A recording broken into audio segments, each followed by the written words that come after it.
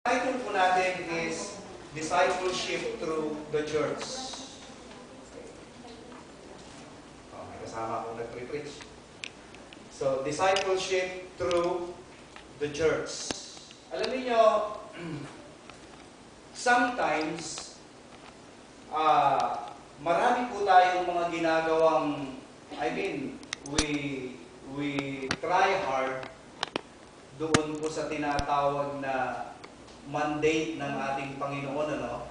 At alam natin na sa ating mga mananampalataya, ang Christian discipleship ay ikinukonsider po natin itong very imperative. Kung makikita po natin. Alam niyo, ang international events, ang mga nangyayari sa ating mga sa ating komunidad, maging sa mga ibang bansa, alam natin na maraming mga conflicts. At ang mga conflicts na ito lamang po yung mga palatandaan na ang ating Panginoong Jesus ay nalalapit na po siyang dumating to establish His kingdom on this earth. And then, sometimes, tayong mga mananampalataya, nagkakaroon po tayo ng tinatawag na pressure because of cultural changes. No. Sometimes, yung mga pressures na yan, tayong mga mananampalataya, merong possibility na ia-abandon po natin yung tinatawag na biblical beliefs po natin. Lalong-lalo na po dito sa tinatawag na meron yung mga paghatak ng gawaing makasanlibutan that sometimes hindi lamang tayo pressured, kung hindi meron yung mga times na tayo ay nahihikaya. Ano? So, sabi ko nga sa mga itinuturo ko, the clock is ticking and the night will soon be upon us. Na pagdating ng araw na yon na aking sinasabi, our work as Christ ambassadors will cease kapag dumating na po ang ating Panginoong Jesucristo.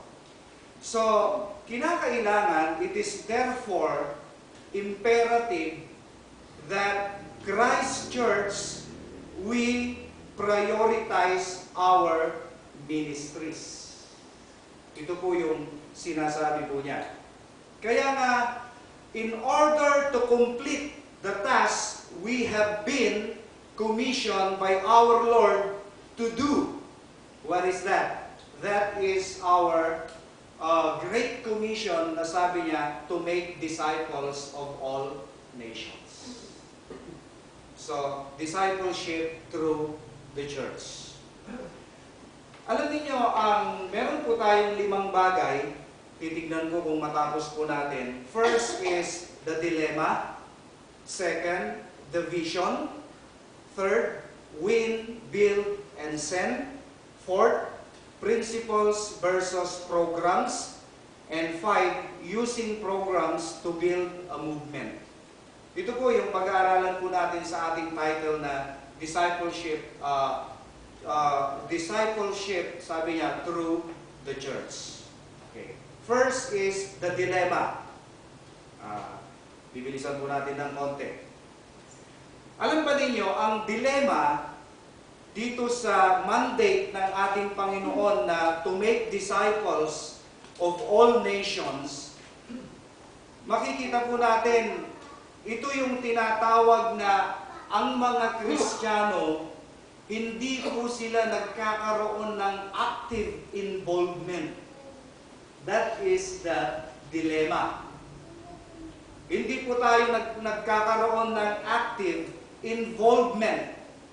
Meron akong nabasa na sabi ni Dr. Howard Hendricks, na sabi niya, once sarcastically quoted in a speech on leadership, na sabi niya, our pastors are paid to be good and our people are good for nothing.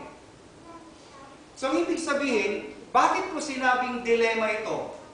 Kasi meron yung mga concept ng mga mananampalataya, they do not want to involve themselves doon po sa tinatawag na mandate ng ating Panginoon.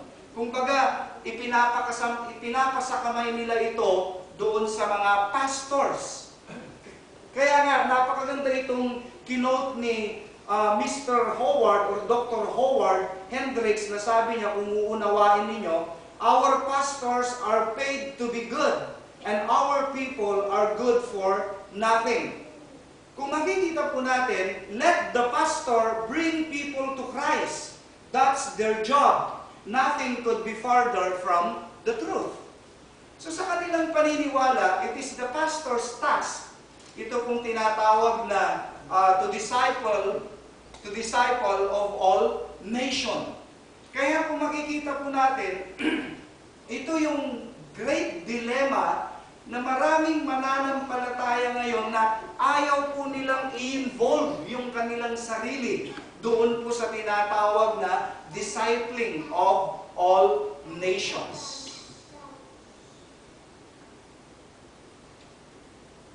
Dahil sa sinasabi nga nila, doon sa mga corporate gifts, doon sa Ephesians 4:11, andyan yung tinatawag na apostles, prophets, evangelists, pastors, as well as teachers. Kung makikita natin, yung concept or yung perception ng mga mananampalataya, they were trying to pass the obligation to those gifted and talented believers. Pero kung minsan, willing na lamang sila na nakaupo, but hindi po nila talaga nauunawaan what is the purpose for following Christ. Yan po yung dilema. Ano? Kaya nga, napakahirap minsan tupadin, ganapin itong mandate ng ating Panginoon sapagkat we do not want to involve ourselves to the mission. That is the number one dilemma. Patungkol po sa mandate ng Panginoon. Kaya nga, it is time for the church to return to the pattern laid out in Scripture. Bakit? Kasi nga, it is not the task of these gifted believers, yung sinasabi ko sa Ephesians 4:11, to take upon themselves the entire ministry. Tingnan natin ano? But to equip the members of Christ's church to be involved together in ministry. Ano? Kaya nga, kung titignan natin, ito pang isang pinag-aralan ko, but this will never happen without someone catching the vision of what can transpire when we return to the biblical blueprint.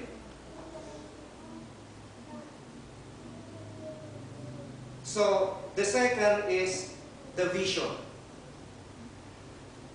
Kaya pala, itong dilema, kaya pala nagkakaroon ng dilema because each member within the church, they did not catch the vision.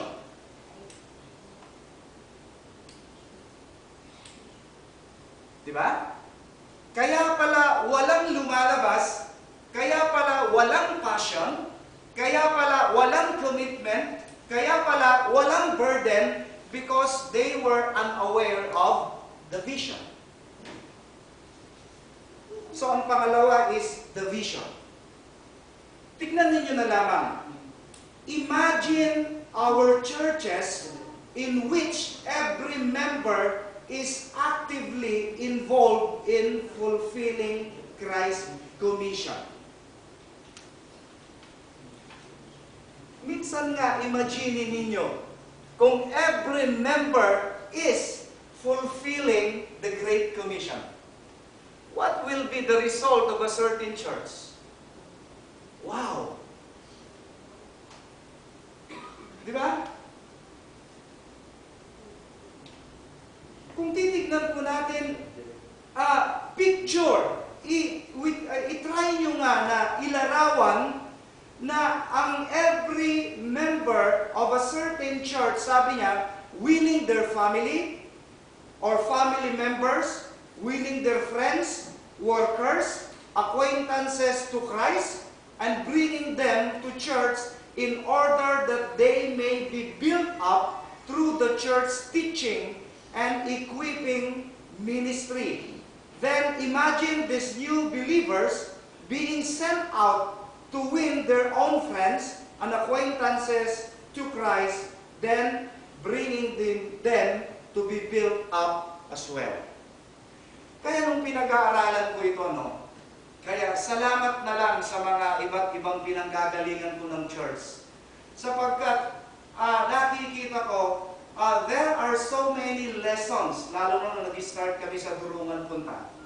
Kasi kaya pala na napakatagal ko na rin mananampalataya, pero wala akong burden na ma-involve sa ministry, ma-involve doon sa Great Commission, sapagkat I did not catch the vision. How could I go if I had no vision?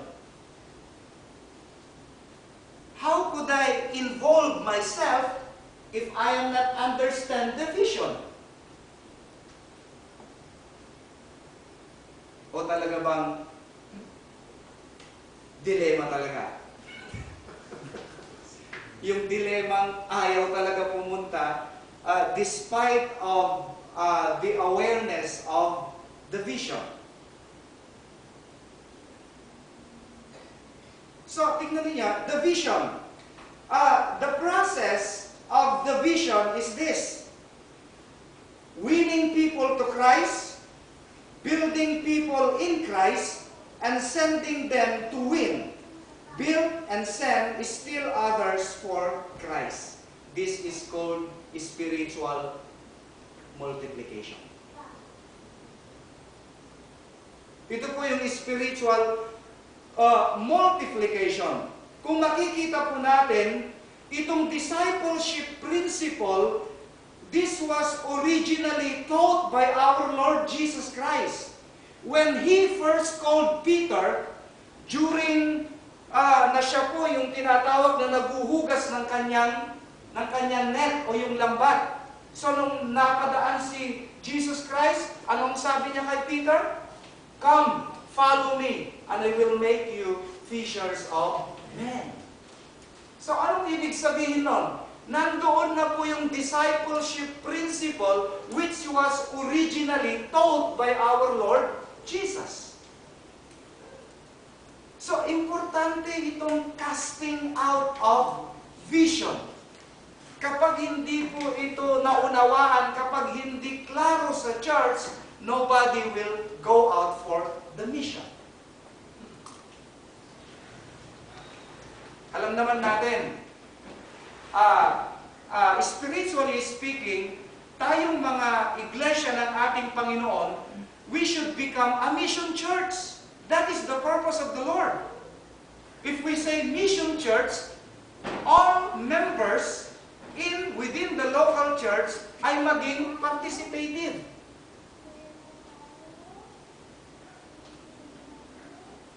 Exhortation ba ito? I-preaching.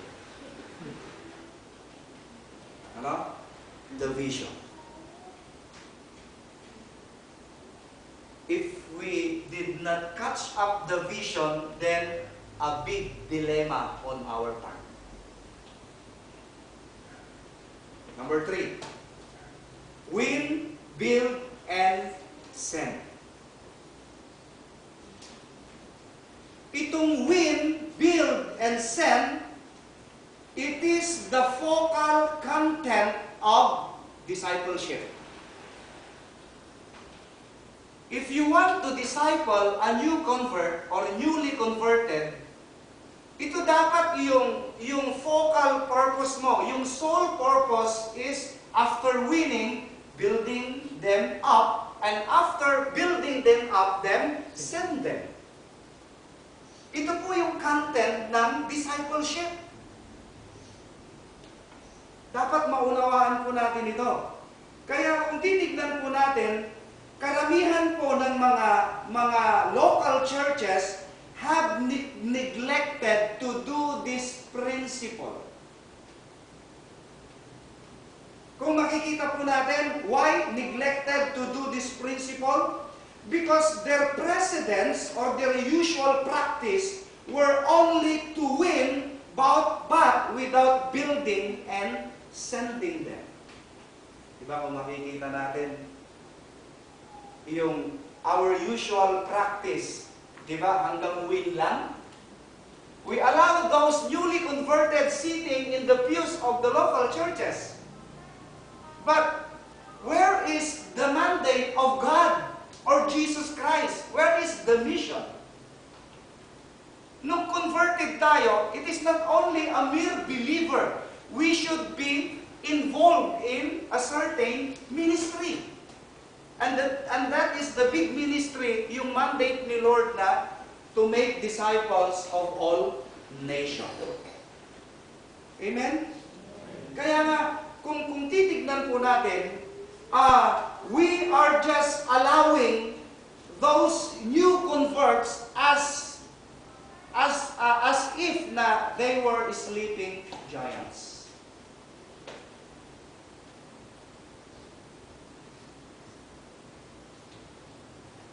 Because we allow them na umuupo na lang without the goal of discipling them.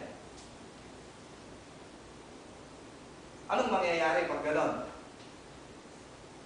Where is the mandate? Where is the vision? Ang nangyayari na lang palagi, chaos, dilemma, predicament.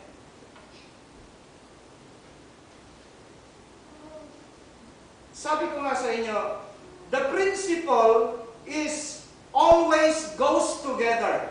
You cannot send a newly convert without first building him or her up. As well, and whom you will be built up if you have not won. Tama naman, di ba? Sino yung isesend mo kung hindi mo na build up? Pupunta ba yun? Sino yung i-build up mo kung wala kang na-win? So this principle, laging magkakasama ito. Hindi po sila pwedeng maghiwalay. Pero ang precedence ng church is win only without building and sending. So where is the mandate of the Lord?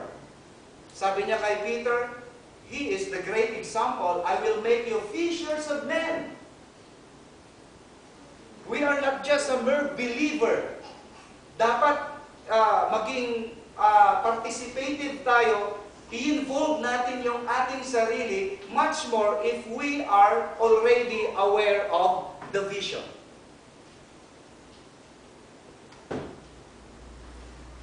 Alam niyo, I learned that spiritual multiplication did not require a charismatic leader.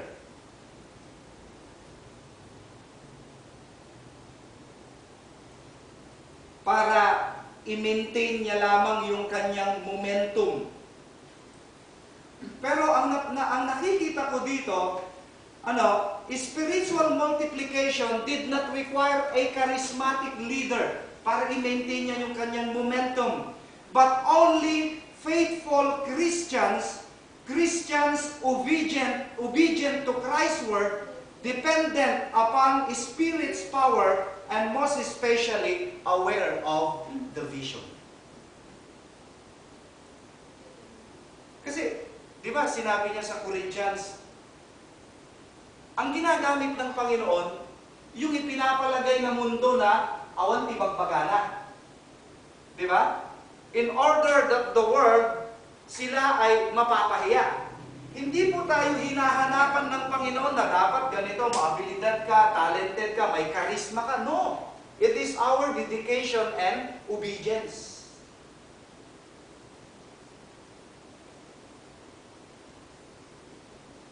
Anong gagawin mo if you are gifted and talented and yet you do not want to go out?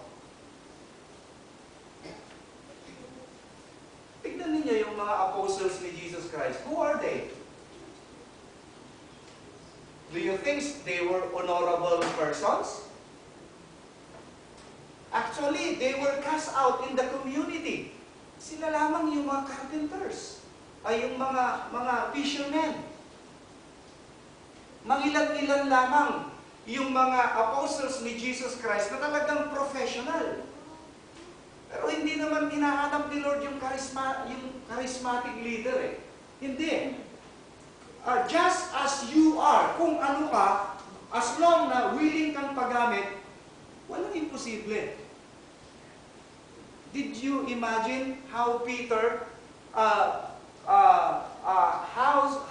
the preaching of Peter in only 3 minutes, nakakonvert siya ng 3,000. Who is Peter anyway during that time? Maraming hindi makapaniwala.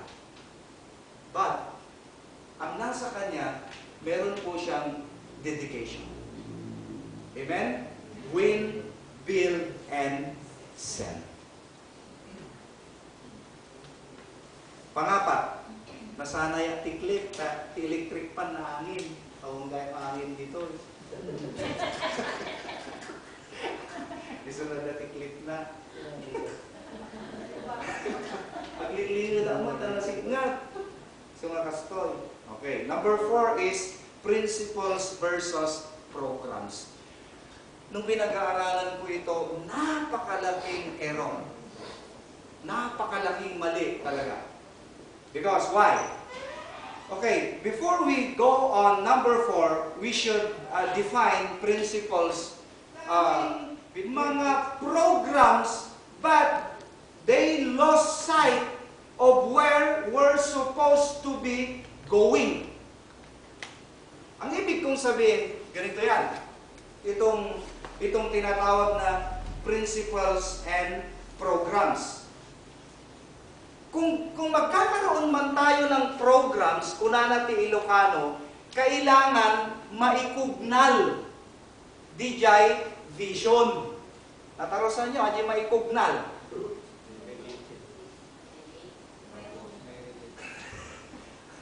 Maibase. Diyan.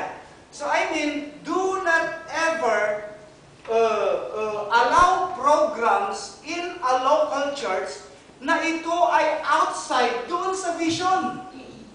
Do you get me? Nagdakkel di pagbuburan ko. Iti, nabayagat nga UFM ko. Basta fellowship. But what is the purpose of the fellowship? Dapat supposedly, every program within the local church ay kinakailangan in line, in relevant, doon sa mission, doon sa vision.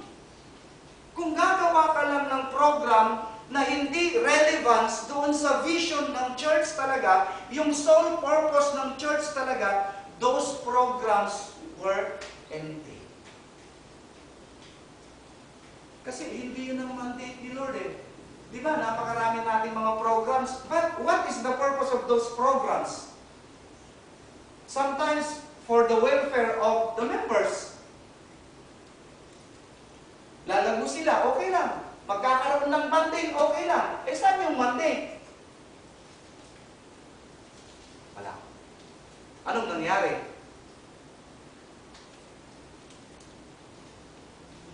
Kaya kung titignan po natin, this mandate from our Lord becomes the principle by which all our programs must find its reason for being. Tignan ninyo, ito, like the Proverbs, sabi niya, form follows functions.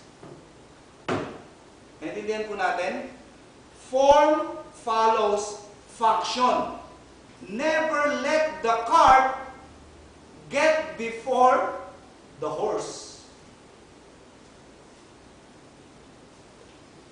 Ang ibig kong sabihin, dapat, kapag gumagawa ka ng program, it should be preceded by the principle. Naintindihan po natin? Dapat, ang main goal po natin is our principle. no dagduma, umun-una ajay, kariton, kaysa dayjay, baka. Imagine nyo man, kung makakita kayo ni Kasjay.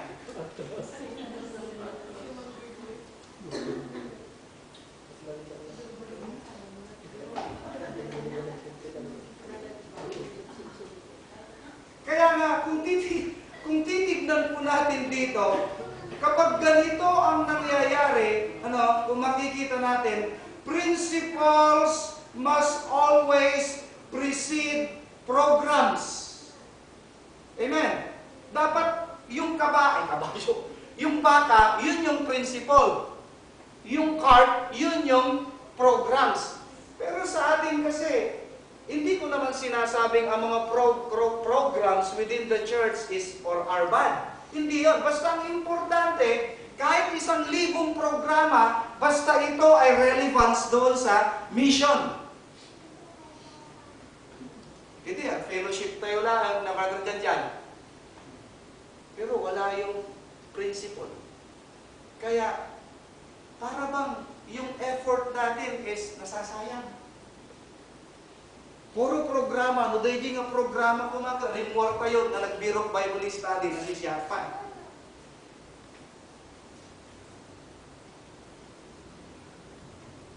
Amen?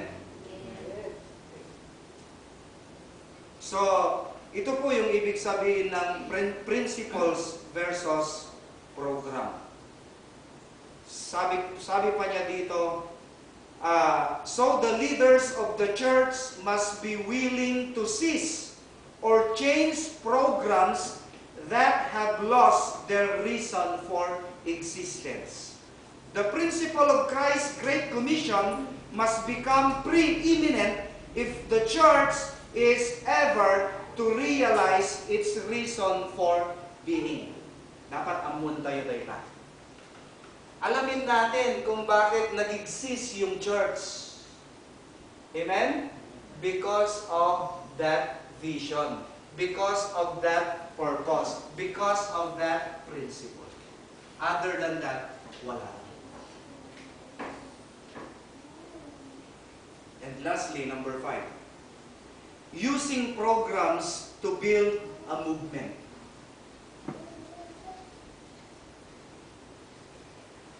Kung makikita po natin, there are countless church programs available today, di ba? Marami yan.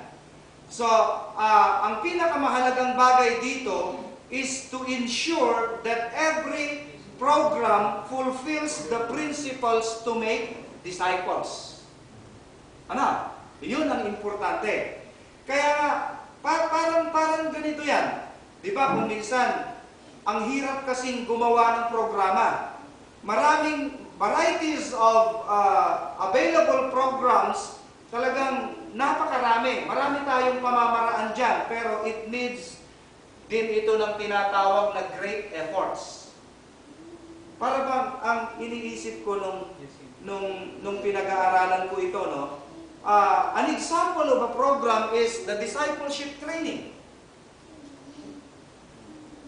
Na iso da ito, maikugnal, iti da prinsipyo tayo, no sapay nga existing tayo nga church. Win, build, and send. Para bang, ang gusto ko, sabi niya, using programs to build a movement, yung movement of discipleship.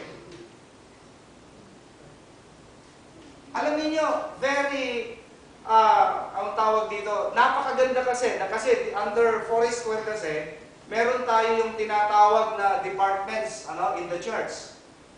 Andiyan yung UFM, UFW, FY, at saka yung SKC. Meron kaming ni-launch noon yung senior citizen. Doon sa mother church doon. Ano na yun? Di ba ni-launch natin noon? Ano? Kalimutan ko. Meron, ni-launch namin nila Pastor Sam noon yung mga grupo ng mga senior citizens. Ano? Kaya kung titignan po natin, kailangan magkaroon po tayo ng movement about discipleship. Kung gagawa man tayo ng programa, yung tinatawag na irrelevance doon sa principle po natin. Kahit anong departamento yan, yun pa rin, huwag tayong lalayo doon. Huwag tayong masyadong gumagawa ng mga programa na not relevant doon sa principles po natin. Sayang ang effort. Amen. Kasi, understand this. Sasabihin ko. The main thing is to keep the main thing, main thing. The main thing is to keep main thing, the main thing.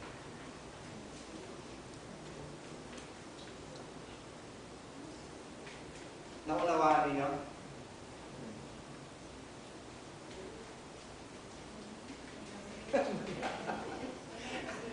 The main thing is to keep the main thing, the main thing.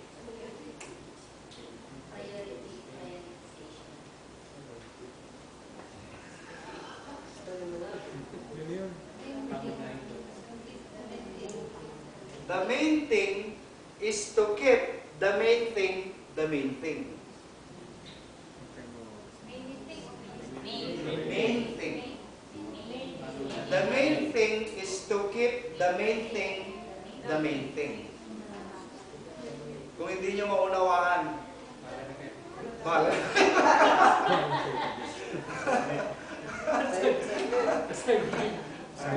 Ano? Okay. Baka ito ang naitanim sa inyo, hindi Okay. So ito po yung tinatawag na discipleship through the church. First, the dilemma. Second, the vision. Third, win, build, and send. Fourth, principles versus programs. And lastly, use a program to build a Amen. So, praise God dahil ito ay magko-conclude po ako doon sa hindi ko naman ipinagmamalaki itong Durungan Punta. Hindi naman kami yung napakabilis lumago. Pero itong mga pinag-aaralan po namin, actually, we practice all of these things. Meron po kaming tinatawag na discipleship training. Actually, we have 12 leaders there. And those leaders, meron po silang kanyang-kanyang hawak na cell groups. In Durungan Punta alone, we have 12 cell groups.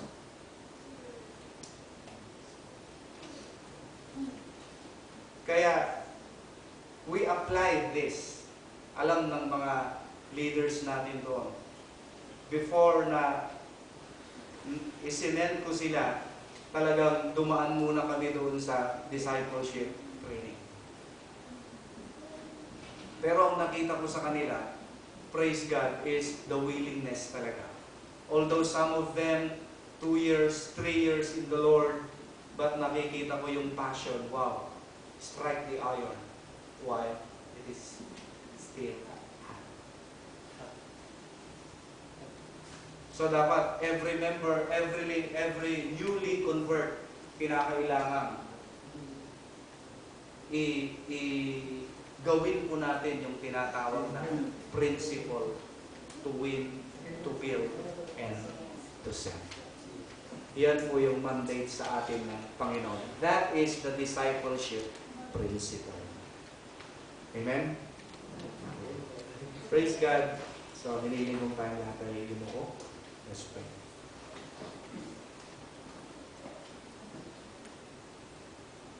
Panginoon, maraming salamat dahil we indeed aware of the vision.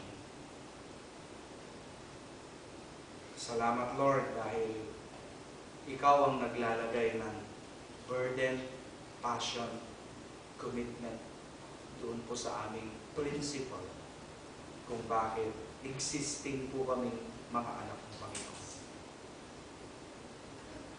Thank you, Lord, for using every one of us.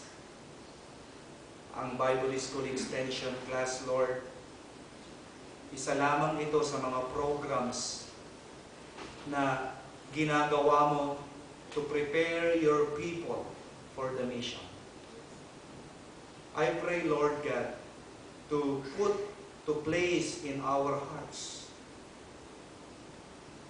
na ma-involve po kami sa ministry.